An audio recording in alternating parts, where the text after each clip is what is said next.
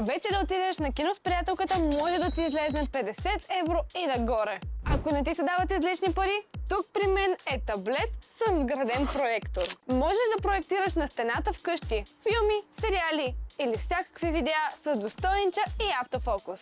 Това е Ulefone Armor Pad 5 Ultra. Освен проектора отзад, имаме и двойна професионална LED светлина. Батерията е огромна, цели 24200 мАч. Можеш да изгледаш целия си сериал на един път.